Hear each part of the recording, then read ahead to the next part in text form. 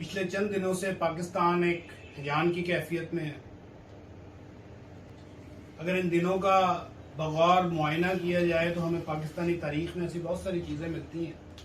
کوشش کروں گا کہ چند نیوٹرل باتیں اور اپنا جو بنیادی میرے دماغ میں آنے والی چیزیں وہ آپ کے سامنے رکھوں۔ تو بات شروع کرتے ہیں غدار کے لفظ سے۔ ہو سکتا ہے کہ میرے سیاسی نظریات آپ سے مختلف ہوں، آپ کے کسی اور سے مختلف ہوں۔ ایک زندہ معاشروں میں ہر آدمی کو اپنی رائے رکھنے اور اس کے اظہار کا حق دینے کی روایت عام ہونی چاہیے۔ پہلی بات تو ہے، میں یہ سمجھتا ہوں کہ پاکستان میں کوئی بھی آدمی، کوئی بھی پاکستانی شہری غدار نہیں ہو سکتا۔ ہمیں 74 سال ہو گئے، ہم آج تک یہ غدار غدار کا فتویٰ بانٹتے رہے ہیں۔ جب اس سے فارغ ہوتے ہیں تو ہم کفر کے فتوے بانٹنا شروع کر دیتے ہیں۔ اگر یہ سلسلہ چل نکلا تو پھر اس ملک میں نہ ہی تو آپ کو کوئی محب وطن ملے گا اور نہ ہی آپ کو کوئی اسلام کا محافظ ملے گا۔ بیک وقت یہ ہو سکتا ہے کہ ایمان کے درجے میں آپ مجھ سے بہت بلند ہوں، آپ کے اعمال مجھ سے بہت بلند ہوں۔ یہ بھی ہو سکتا ہے کہ آپ کی حب الوطنی کا جذبہ ہم سب سے بہت زیادہ بلند ہو، لیکن یہ نہیں ہو سکتا کہ آپ اپنی حب الوطنی کے جذبے کو ثابت کرنے کے لیے کسی اور کو غدار ڈکلیئر کر دیں، اور صرف اس بنیاد پہ چونکہ وہ آپ کے سیاسی نظریات سے اتفاق نہیں کرتا اور آپ اسے بیک وقت اسلام کا دشمن بھی سمجھنا شروع کر دیں۔ تو ایک وہ مشہور مفکر کا قول ہے جو میرے دماغ میں کل سے گھوم رہا تھا کہ جہالت کی ایک قسم یہ بھی ہے کہ انسان کو صرف یہ محسوس ہو کہ چاند صرف میری کھڑکی سے نظر آتا ہے۔ تو ایسا نہیں ہے، ہر آدمی کے پاس سوچ ہے، اس کے پاس بصیرت اللہ پاک نے اسے عطا کی، اسے سوچنے کا حق ہے۔ اب تھوڑی بات کر لیں کہ پچھلے چند دنوں میں ہوا کیا ہے۔ یہ میرے سامنے ایک کتاب پڑھی ہے جسے ہم آئین پاکستان کہتے ہیں۔ آئین کی توقیر ہر شہری کے لیے لازم ہوتی ہے۔ پاکستان میں ایک ایسا کلچر بلڈ کیا جا رہا ہے جس میں اس آئین کو اہمیت نہیں دی جاتی اور یہ محسوس کروایا جاتا ہے کہ آئین کی کوئی اہمیت نہیں ہے۔ حالانکہ آئین پاکستان بڑی مقدم کتاب، اگر آئین کو نکال دیں تو ہمارا وجود ہی خطرے میں ہے۔ اب اس بحث میں پڑے بغیر کہ اس کے پیچھے کون غلط ہے، کون صحیح ہے اور کیا ہو رہا ہے، آپ لوگوں کے سامنے 4-5 چیزیں رکھنا چاہوں گا جو آپ کو یہ ساری سچویشن بڑی کلیئرلی سمجھا دیں گی یا بتا دیں گی کہ ایکچولی چل کیا رہا ہے۔ ہمارے آئین توڑنے کو کہا جاتا ہے کہ یہ بہت بڑا کوئی موو ہے، ایکشن ہے۔ ہوا یوں کہ اتحادی جماعتیں تھیں، انہوں نے چھوڑ دیا کہ ہم اس گورنمنٹ کے ساتھ نہیں چل سکتے اور وہ ان کے خلاف ہو گئی۔ اب آپ کو بھی پتا ہے کہ اتحادی کس کے کہنے کے اوپر حمایت کرتے ہیں اور کس کے کہنے کے اوپر حمایت چھوڑتے ہیں۔ جو اپوزیشن کا بھی یہ کلیم ہے کہ یہ سب کچھ آسانی سے ہو گیا، تو ایسا نہیں ہے۔ یہ چیزیں اتنی سادہ اور عام فہم نہیں ہے جو آسانی سے ہضم کر لی جائیں۔ لیکن خان صاحب ہمیشہ کلیم کیا کرتے تھے کہ مجھے اقتدار کی کوئی بھوک نہیں ہے۔ تو ٹھیک ہے، اگر اسمبلی میں جن لوگوں نے آپ کو اقتدار دیا تھا، کیونکہ آپ کی سادہ اکثریت اسی صورت میں بنتی تھی اگر آپ کے ساتھ اتحادی تھے، تو اگر آپ کے اتحادی چھوڑ گئے آپ کو، یہ نہیں ہو سکتا کہ آپ کے ساتھ جب MQM تھی تو محب وطن تھی، اب چھوڑ گئی ہے تو غدار ہے۔ یہ نہیں ہو سکتا کہ آپ کے ساتھ باپ پارٹی جو شامل ہوئی تھی، انہوں نے آپ نے ان کو ایک صوبے کی حکومت دے دی تھی، تو وہ جب آپ کو چھوڑ جائیں تو وہ غدار ہے۔ یہ نہیں ہو سکتا جو آپ کے ساتھی آپ کے ساتھ کچھ دنوں پہلے بیٹھے ہوئے تھے، وہ اگر آج آپ کو چھوڑ گئے ہیں تو یہ غداری ہے۔ تو پہلی بات تو یہ کہ ہمیں اس بات سے باہر نکلنا چاہیے کہ کوئی پاکستانی غدار نہیں ہو سکتا محض سیاسی اختلاف کی بنیاد پہ۔ پھر ایک لیٹر کو حوالہ بنایا گیا ہے کہ وہ لیٹر ہے، چلے مان لے تھوڑی دیر کے لیے آپ کی بات کہ آپ کے خلاف کوئی انٹرنیشنل سازش ہوئی ہے۔ اگر سازش ہوئی ہے تو کیسی سازش ہے؟ آپ اسٹل آج بھی یہ کلیم کر رہے ہیں آپ وزیر اعظم ہیں، تو سزائیں دیں نا بھائی۔ اگر غدار ہیں تو پھر غدار ہمارے ملک میں موجود کیا ہوں، پھر ان کے خلاف کوئی ایکشن کریں، پھر ان کے اوپر مقدمات بننے چاہیے، آرٹیکل 6 کی کارروائیاں شروع کریں۔ ہمیں دودھ کا دودھ اور پانی کا پانی کر کے دیں۔ آپ نے 4 سال اس کھیل میں ضائع کر دیے کہ چور چور چور چور، کسی ایک کو آپ ثابت کر سکے؟ آج تمام لوگ باہر ہیں، کوئی ایک آدمی بھی ایسا نہیں ہے۔ اب آپ نے کہا جی علیم خان بھی چور ہے، فلاں بھی چور ہیں، تو یہ تو وہی لوگ تھے بھائی جو آپ کی حکومت بنا رہے تھے۔ جب جہانگیر ترین جہاز میں بٹھا بٹھا کے بندے لا رہا تھا تو محب وطن تھا، وہ کنگ میکر تھا، اسے آپ بڑے بڑے القابات سے نوازا کرتے ہیں جو آج PTI سوشل میڈیا کے دوستوں کی والز کے اوپر آپ کو آج بھی موجود مل جائے گا۔ آج وہ جہانگیر ترین برا کیسے ہو گیا؟ آج وہ علیم خان برا کیسے ہو گیا؟ اور سب سے بڑھ کر جو اپوزیشن نے یہ کلیم کیا تھا کہ ہم ووٹ کو عزت دلوائیں گے، ایسا تو کچھ نہیں ہوا۔ ہمیں بھی پتا ہے چینج کس کے اشارے پہ آ رہی ہے اور اس کے پیچھے وجہ کیا ہے اور کون ان محرکات کا باعث بن رہا ہے۔ لیکن اس وقت آپ سوچئے کہ 1250 پوائنٹ کل ایک دن میں سٹاک ایکسچینج کریش کی ہے، ڈالر دوبارہ دور پہ بڑھ گیا ہے، ملک میں اس وقت مہنگائی کا ایک طوفان آنے والا ہے۔ اور ایک بات ہے جسے کہا جاتا ہے اکثر، کہتے ہیں امریکہ ہمارے خلاف سازش کر رہا ہے. اچھا میں اس بات پہ بڑی دفعہ سوچتا ہوں، بچپن سے سنتے آ رہے ہیں، جب ہوش سنبھالی تب سے پتہ چلا کہ امریکہ ہمارے خلاف سازش کر رہا ہے، انڈیا ہمارے خلاف سازش کر رہا ہے، فلاں ملک ہمارے خلاف سازش کر رہا ہے. یار مخالف ملک کا حق ہوتا ہے کہ وہ آپ کے خلاف سازش کرے، لیکن آپ کو نہیں لگتا کہ ہم لوگ ایک دوسرے کے خلاف سازش خود ہی کر رہے ہیں پچھلے 74 سال سے؟ ہمیں باہر کی سازشوں نے نہیں مارا، ہمیں اندر کی سازشوں نے مارا ہے. ہم 74 سال ہو گئے ایک دوسرے کو غدار کہتے نہیں تھکے، ہم ایک دوسرے کو کافر کہتے نہیں تھکے آج تک. اور بات ادھر ختم ہو جاتی تب بھی اور تھا. ہمارے امریکہ نے آپ کو کہا تھا آپ ترقی نہ کریں، امریکہ نے آپ کو کہا تھا کہ آپ اپنے ملک کی اکانومی کو اوپر نہ لے کے جائیں، امریکہ نے آپ کو کہا تھا آپ جا کے بھیک مانگیں. ہم نے ترقی نہیں کی، بحیثیت قوم نہیں کی، ہم سب نے مل کے نہیں کی. میں بھی ذمہ دار ہوں. ہماری عدلیہ کی کیا صورتحال ہے؟ ہماری عدلیہ کی یہ صورتحال ہے کہ انصاف میں ہم 117-18 نمبر کے اوپر ہیں پوری دنیا میں. ہماری فوج کی کیا صورتحال ہے؟ ہم نے بنگلہ دیش گوایا، ہم نے سیاچین گوایا، ہم نے کارگل گوایا. ہمارے سیاستدانوں کی کیا صورتحال ہے؟ ہم آج تک سیاست کو اس لیول پہ میچور نہیں کر سکے کہ سیاستدان آپس کے معاملات بیٹھ کے آپس میں حل کر لیں. ہماری پارلیمنٹ جو سب سے سپریم ادارہ ہے، کبھی ہم سپریم کورٹ کی چوکھٹ پہ پڑے ہوتے ہیں بھیک مانگنے کے لیے، اور کبھی ہم کسی اور کی چوکھٹ پہ پڑے ہوتے ہیں بھیک مانگنے کے لیے. سیاستدان ایک ٹیلی فون کالز کے اوپر اپنی وفاداریاں بدلتے ہیں، اور وہ ٹیلی فون کالز کدھر سے آتی ہے ہمیں آج تک پتہ ہے.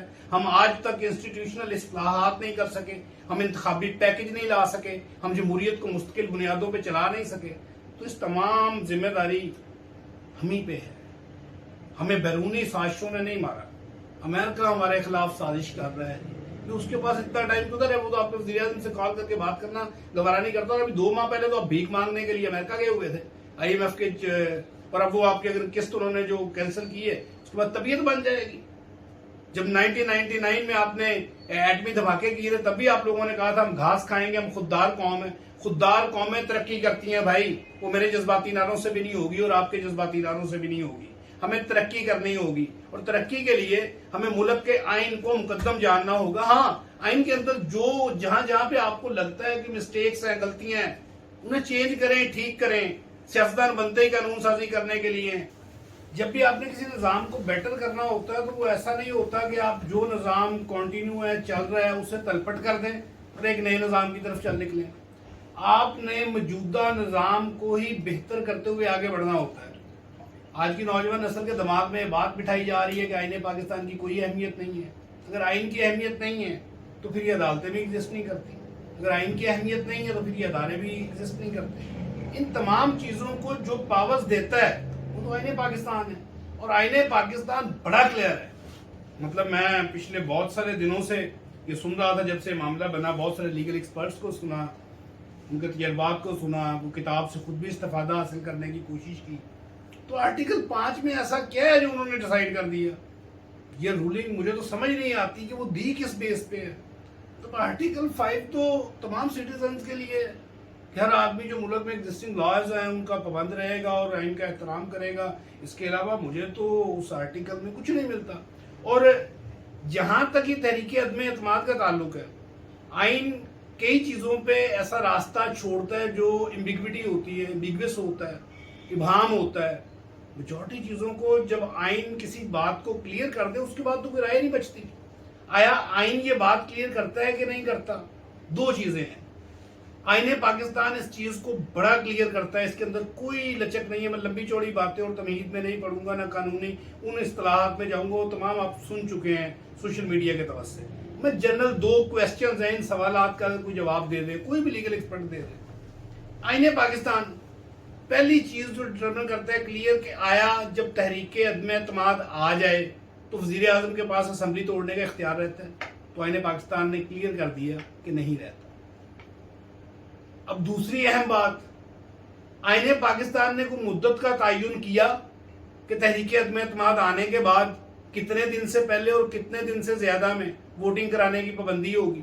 تو اس میں بھی آئین نے کلیئر کر دیا کہ 3 دن سے پہلے نہیں اور 7 دن سے زائد نہیں، اب ووٹنگ کروانے کے پابند ہیں. جب آئین نے ایک چیز کو کلیئر کر دیا، اور سب سے اہم بات، آئین کی اس کلیئرٹی کے بعد ضرورت بھی کیا ہے؟ اگر آپ ہاؤس کا اعتماد گوا چکے ہیں تو آپ کیوں اپنی سیٹ سے چمٹے رہنا چاہتے ہیں؟ چھوڑ دیں. کہ آپ نے اتنی ایکسرسائز کی, ایک انلیگل رولنگ دلوائی, انکانسٹیٹیوشنل رولنگ دلوائی, اس رولنگ کی بنیاد پہ آپ نے اسمبلیاں توڑنے کا بعد میں کہہ دیا, وہ اسمبلیاں ٹوٹ گئی, اور اس وقت پورے ملک میں ایک نظام, ایک تماشا لگا کے رکھ دیا گیا. اور عدالتوں کو اس معاملے پہ بڑا کلیئرلی فیصلہ کر دینا چاہیے تھا, جو بھی کرنا تھا, کیونکہ اس ملک میں جو نظریہ ضرورت ہے یہ جب تک دفن نہیں ہوگا. ہم نے نظریہ ضرورت کی بنیاد بنا کے مشرف کے انلیگل اقدامات کی بھی توثیق کی تھی, انہیں عدالتوں نے کی تھی. آج پھر وہی صورتحال باقی ہے. تو آج نہ ہم عدالتوں میں آگے ہیں, نہ ہم ملکی ترقی میں آگے ہیں, اور ناکام لوگوں کی ہمیشہ ایک ہی کام ہوتا ہے. اب کاروبار کے معاملات کو دیکھ لیں, ایک آدمی کی دکان ہوگی نا, جو بزنس مین ساری زندگی یہ سوچتا رہے گا کہ فلاں دکاندار کیا کر رہا ہے, وہ خود کبھی ترقی نہیں کر سکتا. سیم ایسا ہی ادھر معاملہ ہے. جب آپ ہر معاملے کے اندر مداخلت کرتے رہیں گے اور یہی سوچتے رہیں گے کون کیا کر رہا ہے, پھر پاکستان کیا کر رہا ہے. آپ کے ہمسائیگی میں انڈیا نے ترقی کر لی, ہم کیا کر سکے ہیں. اور اس وقت عمران خان صاحب کون سا ایسا کام کر رہے تھے, کون سا ملک ترقی کی بلندیوں کو چھو گیا تھا کہ امریکہ کو خوف پڑ گیا کہ اگر ہم نے فوری طور پہ یہ حکومت نہ کرائی تو ہو سکتا ہے اگلے چند دنوں میں پاکستان امریکہ کو نہ فتح کر جائے. ہم تو اپنے بھائی چھوٹے چھوٹے مسائل اور جنرل جو چیزیں انہیں حاصل نہیں کر سکے. دیکھیں جذباتی باتیں بہت اچھی لگتی ہیں, نوجوان کرتے بھی ہیں, امریکہ کی ایسی کی تیسی. او بھائی جان, ہم نے تو ابھی بنیادی ضروریات حاصل نہیں کی, بنیادی فنڈامنٹل رائٹس پاکستان میں میسر نہیں ہیں, ہمیں انفراسٹرکچر ہمارے پاس اچھا نہیں ہے, ٹیکنالوجی میں ہم آگے نہیں ہیں, ہم انصاف میں آگے نہیں ہیں, ہم گورننس کے سسٹم میں آگے نہیں ہیں, ہم آج تک اپنے ملک میں جمہوری روایات قائم کرنے میں آگے نہیں ہیں. انہیں کیا کیا, اور اس کے بعد اب جس نفرت کی طرف اس ملک کو لے جایا جا رہا ہے, اگزامپل دی جاتی ہے جی نون لیگ نے بھی یہ غلط کام کیے تھے, پیپلز پارٹی نے بھی یہ غلط کام کیے تھے, لہذا ہم بھی کر رہے ہیں. تو بھائی خون سے خون صاف نہیں کیا جا سکتا, پانی سے خون صاف کیا جا سکتا. گندگی کو جواز بنا کے مزید گندگی پھیلانا تو معاشرے کی خدمت نہیں ہے. ہو سکتا ہے میری باتوں سے بہت سارے بھائیوں کی دل آزاری ہو, لیکن میں نے کوشش کی ہے کہ نیوٹرلٹی کو مد نظر رکھتے ہوئے نیوٹرل باتیں کروں, خدا کا نام لیں, ایک دوسرے کو غدار کہنا چھوڑ دیں, ورنہ کسی کا بھی دامن صاف نہیں رہے گا. ایک دوسرے پہ کافر کا فتویٰ دینا چھوڑ دیں. ہو سکتا ہے کہ آپ ایمان میں بہت بلند ہوں یا حب الوطنی میں بہت بلند ہوں, لیکن جو دل کے حال ہے نا اور غیب کا علم ہے وہ صرف اللہ کی ذات جانتی ہے. اسے ڈیسائیڈ نہ کریں, اور اللہ پاک نے اپنے فیصلوں میں ہماری رائے طلب کی ہی کب ہے. یہ تو آنکھیں بند ہوں گی جب وہ حساب لے گا تو تب پتہ چلے گا کہ کس کا ایمان کتنا ہے اور کیا معاملات ہے. تو ہمیں ان معاملات میں میرا خیال ہے کہ مداخلت نہیں کرنی چاہیے. اللہ کریم پاکستان کا اور ہم سب کا حامی و ناصر ہو. بہت شکریہ. کو بات بری لگی ہو یا دل آزاری ہوئی ہو